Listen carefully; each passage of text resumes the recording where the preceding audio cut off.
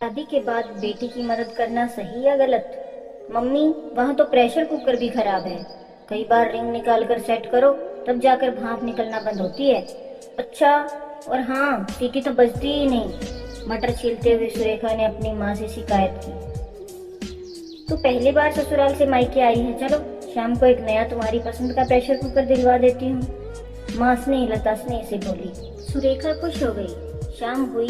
माँ और छोटी बहन के साथ सुरेखा बाजार गई और अपनी पसंद से खुद के कपड़े, पति के लिए शर्ट पैंट के कपड़े और एक अच्छे ब्रांड का प्रेशर कुकर खरीद लाई।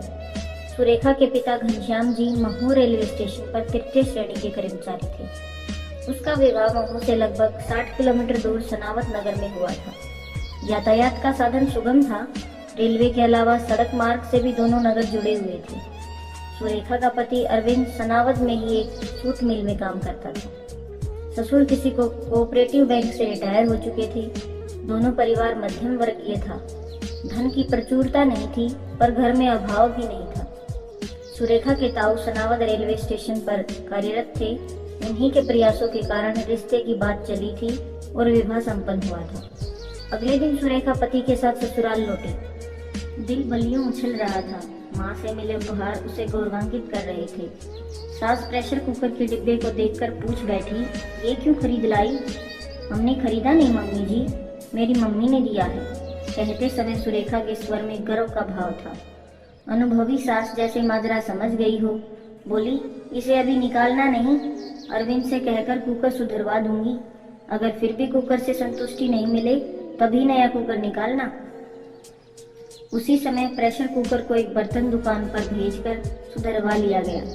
अब पुराने कुकर से प्रेशर लीक नहीं कर रहा था और वह सदा कदा सीटी भी बजा रहा था। 3 महीने बाद सुरेखा पति के साथ फिर मायके आई। मम्मी ने हालचाल पूछा। बातों ही बातों में माँ ने पूछ लिया कि किसी चीज की जरूरत हो तो बताना। और सब तो ठीक है मम्मी, पर वहाँ का गैस चूल्हा इतना कम फ्लेम देता है कि चाय बनाने में ही पसीने छूट जाते हैं। उसे सुधरवा कर भी देखा, पर कोई फायदा नहीं। 8-10 दिन तक फ्लेम ठीक रहता है, फिर वैसा का वैसा ही।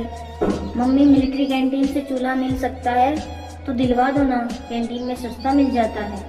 घनश्याम जी के एक मित्र जो सेना में एक अच्छे पद पर कार्यरत थे, से निवेदन कर घनश्याम जी ने गैस स्टोव सुरेखा के लिए मंगवा दिया।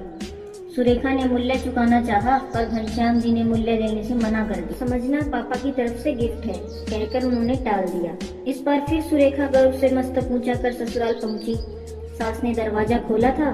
सास की नजर गैस स्टोव पर पड़ी तो सास के पूछने से पहले ही सुरेखा बोल पड़ी, मम्मी जी, अपने चूल्हे से परेशान हो गई हूँ, इसलिए महू के मिलिट्री कैंटीन से मम्मी से कहकर चूल्हा मंगवाई हूँ।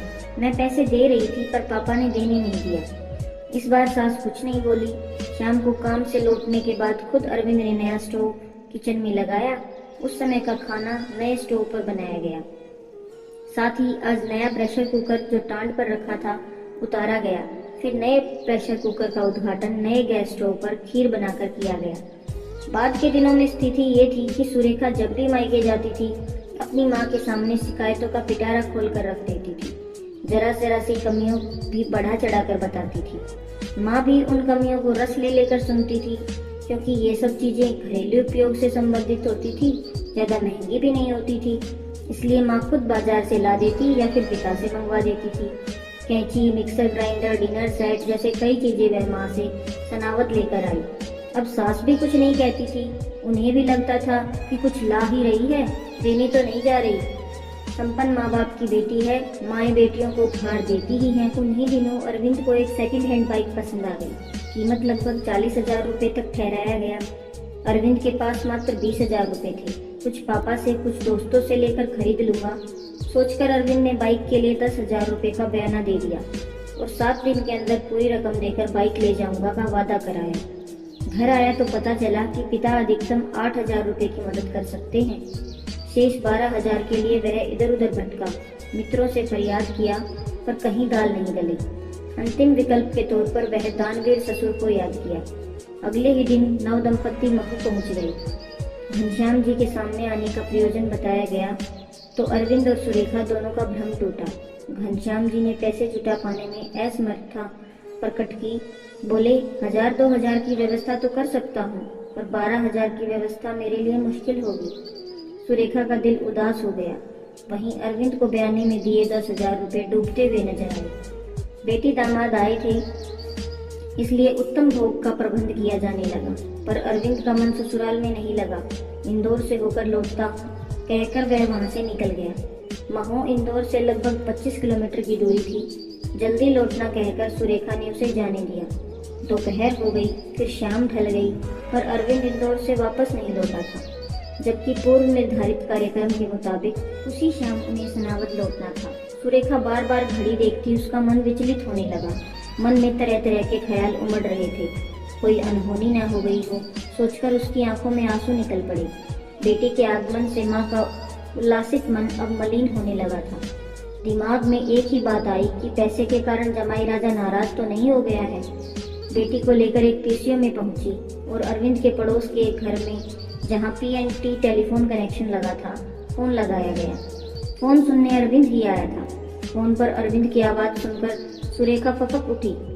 मैं यहाँ आपकी प्रतीक्षा कर रही हूँ और आप सनावत पहुँच गए। सुरेखा बड़ी मुश्किल से बोल पाई। क्या करता महू में रुककर? इंदौर दोस्त के पास गया था पैसे की जुगाड़ में, वहाँ भी इनकार सुना तो सनावत लौट आया। बाइक वाले से बयाना लौटाने को बोलूंगा, अगर लौटा दिया तो ठीक है, नहीं तो 10,000 रुपये को राम राम। मैं कैसे आऊँ? मर्जी तेरी, जैसे आना हो आना, ना मर्जी हो तो मत आना। अरविंद का रुष्ट व्यवहार बिजली सी गिरी सुरेखा के ऊपर। कई पलों तक अपने कानों पर यकीन नहीं हुआ। ये क्या बोल रहे हो? वही जो सुन रही हो, कहकर अरविंद ने फोन रख दिया। सुरेखा जाने कितनी ही देर तक फोन हाथ में लिए हेलो हेलो करती रही। आंखों से अश्रुधारा वेग पूर्वक बह निकले। क्या हुआ क्या हुआ? माँ आश्चर्य मिश्रित स्वर में बोली। सुरेखा थोड़ी देर रोती रही, फिर अटक अटक कर पूरी बात बताई। घर में जैसे कोहराम मच गया हो। अरविंद और उसके पूरे खानदान को कोसा जाने लगा। गालियां दी गई, भिखमंगों के परिवार में बेटी ब्याह दी गई, जैसी बातें भी कही गई। क्रोध जब कम हुआ तो मशवरा करने की बारी आई। 12,000 रुपये घनश्याम जी के लिए 3 माह के वेतन के बराबर थे। सहज व्यवस्था करना संभव नहीं था, पर असंभव भी नहीं था। 3 दिन बाद कुछ बैंक से निकाल लेकर, कुछ मित्रों से उधार लेकर वे 12,000 रुपये इकट्ठा किए और पीड़ित मन से बेटी को लेकर समझाने पहुंचे। अरविंद के माता पिता को इस संदर्भ में कुछ भी मालूम नहीं था। वे तो सोच रहे थे कि सुरेखा के माता पिता का मन कराया होगा कि बेटी को कुछ दिन पास रखें, इसलिए अरविंद सुरेखा को मायके छोड़कर अकेला लौट आया। अरविंद से जवाब तलब भी की गई। मैंने कौन सा दहेज मांगा है? उधार चाहिए था। जैसे ही मेरे पास पैसे जमा हो जाएंगे मैं वापस कर दूंगा, अरविंद छुपते ही बोला। घनश्याम जी चुपचाप सुरेखा के हाथ में रकम दिए, फिर दामाद से कोई सवाल जवाब किए बिना अपने बड़े भाई साहब के घर चले गए। अंत तक वे समझ नहीं पाए थे कि रुपयों की मांग के पीछे समधी समधन भी थे, कोई इच्छा थी या नहीं थी। 3 साल गुजर गए, न रकम वापस आई न नई मांग हुई। घनश्याम जी ने फिर भी शुक्र मनाया, समझ लिया कि दहेज में कोई कमी रह गई होगी जो उस 12,000 से पूरी की गई। तभी एक दिन पता चला कि अरविंद जिस कॉटन मिल में काम करता था वह बंद हो गई है। कर्मचारियों को एक निश्चित रकम सौंपकर अनिवार्य सेवानिवृत्ति दे दी गई थी। सुरेखा इस दरमियान एक बच्चे की मां बन चुकी थी और पुनः गर्भ से थी। अरविंद एक दिन पत्नी और बच्चे के साथ मोटरसाइकिल से ससुराल आया और प्रीतमपुर, जो महू से कुछ ही किलोमीटर दूर था, नई नौकरी की तलाश में भटकने लगा। लगभग 20 दिन तक भटकने के बाद एक दिन अरविंद ने कहा कि कहीं ढंग की नौकरी नहीं मिल रही है। सोच रहा हूँ कि नौकरी ढूंढने के समय बर्बाद करने के बजाय अपना खुद का कोई कारोबार शुरू करूँ। अगर 50,000 रुपये की मदद मिल जाए तो मैं खुद का काम शुरू कर सकता हूँ। पिछली रकम तो वापस हुई नहीं और 50,000 रुपये फिर से। मानो अरविंद के मुंह से बोल नहीं फूटे हूँ, बम का गोला दबा हो। सास एकदम से बोल पड़ी, जमाई राजा, वो 12,000 ही बड़ी मुश्किल से चुकाए हैं हमने, और आपकी साली की शादी में भी खूब खर्च हुआ है हमारा। इस बार हम चाहकर भी कुछ नहीं कर पाएंगे। 2 टूक जवाब सुनकर अरविंद कुछ नहीं बोला। सुरेखा अरविंद के प्रति आशंकित थी कि कहीं इस बार फिर। उस शाम अरविंद ने कुछ नहीं किया, चुपचाप खाना खाया, खामोशी से रात गुजारी और अगली सुबह जाता हूँ किसी और जगह काम देखने कहकर अच्छे से तैयार हुआ। नाश्ता किया और अपना बायोडाटा की फाइल वाला बैग लेकर बाइक से चला गया। उस रोज वह वापस नहीं लौटा। रात हो गई और जब वह वापस नहीं लौटा तो सुरेखा ने ससुराल के पड़ोस में फोन किया। वहां से पता चला कि अरविंद सनावत भी नहीं लौटा है। आखिर गया तो कहाँ? 2 दिन गुजर गए। मन में तरह तरह की शंका उत्पन्न हो रही थी। थाने पर दरियाफ्त की गई, कहीं एक्सीडेंट वगैरह तो नहीं हो गया है, पर कुछ पता नहीं चला। 5वें दिन अरविंद बिना किसी पूर्व सूचना के मैले कुचेले हालत में महू पहुंचा। बिना किसी से कोई बातचीत किए सीधे बाथरूम में घुस गया। नहा धोकर बाहर निकला। नाश्ते के दौरान बताया कि इन 5 दिनों में वह इंदौर, उज्जैन, धार में नौकरी की तलाश में खूब भटका है। कहीं भी कैसा भी काम नहीं मिला है, इसलिए एक दोस्त के साथ ग्वालियर काम की तलाश में जा रहा है। बाइक वह इंदौर में दोस्त के घर छोड़ देगा और अपना कपड़ों वाला बैग लेकर वह घर से निकल गया। सुरेखा भारी मन से अरविंद को जाने दी थी। पिछले 5 दिनों में उसकी आंखों ने अविरल आंसू बहाए थे। आजीविका का प्रश्न न होता तो वह अरविंद को अपनी आंखों से ओझल नहीं होने देती। अब तो मायके में रहना भी उसे कठिन और अपमानजनक लगने लगा था। माता पिता उससे कुछ कहते तो नहीं थे, पर माता पिता की आंखों में छाई उदासी स्पष्ट गोचर होने लगी थी। अरविंद को गए 3 ही दिन हुए थे कि सुरेखा को उसके ताऊ से पता चला कि अरविंद तो पहले ही दिन से सनावद आ गया था। यानी ग्वालियर जाने की बात झूठी थी। सुरेखा जैसे आसमान से गिरी हो। घर में कोहराम मचना ही था, मचा। घनश्याम जी अगली सुबह सुरेखा और बच्चे को लेकर सनावद रेलवे क्वार्टर में रहने अपने बड़े भाई के घर पहुंचे। बड़े भाई को आरंभ से एक एक बात बताई। पूरी बात सुनकर बड़े भाई मोहन जी ने निविश्वास भर कहा, सारी गलती तुम लोगों की है। क्या मतलब?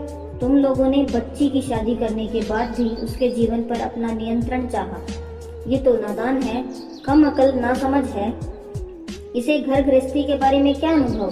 पर तुम्हें और तुम्हारी पत्नी को तो समझदारी दिखलानी चाहिए थी। क्यों बेटी के ससुराल की कमियां जानने के लिए उत्सुक रहती थी? कौन सा घर है जहाँ सब कुछ ठीक ठाक है, 100% परफेक्ट है? कैंची खराब है, प्रेस खराब है, गैस चूल्हा खराब है, प्रेशर कुकर खराब है, मिक्सर ग्राइंडर खराब है, तो तुम लोगों ने बाजार से खरीद दिया। अब उस लड़के का भाग्य खराब है, उसका समय खराब है, तो नया भाग्य नया समय खरीद दो। मोहन जी पल भर के लिए रुके, फिर बोले, घनश्याम, जब उन्हें तुम्हारी सौगातों की जरूरत नहीं थी, जब तुम जबरन वे सौगातें उन पर थोपते रहे, जब उसे वाकई मदद की जरूरत है तो तुम अपनी पीठ दिखा रहे हो, मदद करने से इनकार कर रहे हो। मैं क्या करूं, मेरे पास इतना पैसा कहाँ है? मैं ये यही कहता कि तुम कर्ज लेकर मदद करने की कोशिश करो, चाहो तो भी नहीं कर सकते। पर सच ये है कि उनको दाढ़ में लहू तुमने ही चखाया है। झूठी उम्मीदें तुम्ही ने जगाई है। तुमने बेटी के कहने पर वो छोटी बड़ी चीजें न खरीदी होती तो लड़के को तुमसे कोई उम्मीद ही नहीं होती। असल में लड़का तुम्हें कारू का खजाना समझ लिया है और तुम्हारी बेटी भी जमाने की हकीकत से दूर है। ये बच्चे किसी चीज की फरमाइश करते समय भूल जाते हैं कि माता पिता कैसे घर परिवार मैनेज करते हैं, कैसे चीजें जुटाते हैं। फिर क्या करें? अब सबके लिए यही अच्छा है कि सुरेखा स्वयं बच्चे के साथ जाए और खुद सब कुछ मैनेज करे। तुम पहली गाड़ी से वापस महू लौट जाओ। अगर मन नहीं माने तो यही मेरे घर में रहो। अभी सुरेखा के साथ उसके ससुराल में जाने की जरूरत नहीं है, बल्कि उन्हें तो पता भी नहीं चलना चाहिए कि तुम सनावद आए थे। पता नहीं वे लोग सुरेखा के साथ कैसा व्यवहार करेंगी। बेवकूफ मत बनो। क्या कभी सुरेखा ने सास ससुर के बारे में यह कहा है कि वे सुरेखा के साथ दुष्व्यवहार करते हैं? घनश्याम, मैं निजी रूप से अरविंद के माता पिता को जानता हूँ। वे बहुत ही नेक लोग हैं। अगर अरविंद ने बेवकूफ़ी की भी है तो उसमें उनके माता पिता का क्या दोष? अगर वे लालची लोग होते तो मैं खुद रिश्ते के लिए इनकार कर देता। घनश्याम जी प्रतिवाद करना चाहते थे पर बड़े भाई की बातों को की अवहेलना न कर सके। मोहन जी ने कमरे में सुरेखा और अपनी पत्नी को बुलाया, कुछ सवाल जवाब किए, फिर कुछ बातें समझाई और एक ऑटो बुलाकर सुरेखा को ससुराल के लिए रवाना कर दिया गया। सुरेखा के लिए दरवाजा उसकी सास ने खोला था। पुत्र वधू एवं पोते को देखकर वह चौंकी, बोली, कैसे आई? आई तो ट्रेन से ही थी। स्टेशन के बाहर ताई जी मिल गई थी। उन्होंने जिद की तो थोड़ी देर के लिए उनके घर जाना ही पड़ा। संयोगवश अरविंद उस समय घर पर ही था। सुरेखा से नजरें मिला पाने का ताव न ला सका। नजरें चुराता हुआ अपने बच्चे के साथ खेलने लगा। सास के व्यवहार से यही ज्ञात हुआ कि वह सारे मामले से अनभिज्ञ है। सुरेखा को लगा कि अच्छा ही हुआ कि ताऊ जी की बात मानकर पिता के साथ नहीं आए थे। भेद खुलता तो अरविंद या तो शर्मिंदा होता या भड़ककर कोई और बेवकूफी करता। रात हुई। अरविंद बड़ी हिम्मत कर कमरे में गया। सुरेखा को इसी पल का इंतजार था। बेटा सो चुका था। एक बात पूछूं? सुरेखा के मुंह से निकला। सॉरी। तुमसे सॉरी नहीं सुनना मुझे। मैं तो एक बात जानना चाहती हूँ कि मैं तुम्हारी कौन हूँ। दिल की रानी तो हो ही नहीं सकती। अगर होती तो तुम्हारे दिल में रहती। अर्धांगिनी भी नहीं समझते। अगर समझ रहे होते तो मुझे छोड़कर भागते नहीं। दासी समझते तो चरणों में जगह देते। कह तो रहा हूँ ना सॉरी। मैं भी कह रही हूँ कि मुझे तुम्हारी सॉरी नहीं चाहिए। कहते हैं कि पति पत्नी का जीवन साझे का होता है। सुख हो, दुख हो, खुशी हो, विषाद हो, दोनों को बराबर बराबर झेलना पड़ता है। कभी सोचा है कि मेरे पेट में जो बच्चा पल रहा है उस पर तब क्या बीतती होगी जब मैं बार बार रोती हूँ। तुम मुझ पर ही नहीं, इस बच्चे पर भी जुल्म कर रहे हो जो अभी जन्मा भी नहीं है। मेरी नौकरी छूट गई है, अरविंद कातर स्वर में बोला। बहुत से लोग ऐसे भी हैं जिनकी नौकरी कभी लगी ही नहीं थी। तुम कहना क्या चाहती हो? मैं सोच रही हूँ कि अभी 3 महीने ही तो हुए हैं, क्यों ना इस गर्भ को। नहीं, मंतव्य समझकर अरविंद के मुंह से चीख सी निकल गई। सुरेखा के होठों पर एक फीकी सी मुस्कान रेंग कर रह गई। माय डियर हबी, अपने बच्चे के बारे में सिर्फ बुरा सुनकर कितनी पीड़ा हुई। इस बच्चे के खिलाफ जिसकी तुमने शक्ल भी नहीं देखी है, जिसे दुनिया में आना भी अभी बाकी है। फिर सोचो मेरे पापा को कैसा लगता होगा जब मैं खून के आंसू रोती हूँ। सुरेखा प्लीज मुझे जूते मार लो पर जलील मत करो प्लीज। वादा करो कि मर्द बनोगे, हर दुश्वारी का सामना करोगे, कभी घोड़े की तरह भागोगे नहीं, कभी पलायन नहीं करोगी। नहीं करूँगा, नहीं करूँगा, नहीं करूँगा। मैं ठेले पर सब्जी बेच लूँगा, चाय की टपरी खोल दूंगा, पर तुमसे दूर नहीं जाऊँगा। कुछ भी करो, अब मैं भी 2 पैसे कमाने की जुगत करूँगी। बस 2-3 साल की बात है, छोटा बच्चा भी दूध पीना छोड़ देगा या देगी, तब मैं तुम्हारे कंधे से कंधा मिलाकर तुम्हारा साथ दूंगी। अब रही बात पूंजी की, तो मेरे गहने प्रस्तुत हैं। अब फिर जूते से मार रही हो तुम? नहीं, हरगिज नहीं, सिर्फ रास्ता बता रही हूँ। मैं अब भी बिल्कुल हेल्पलेस नहीं हुई है। अरविंद ने सुरेखा को जज्बात के आवेग में आलिंगन में भर लिया।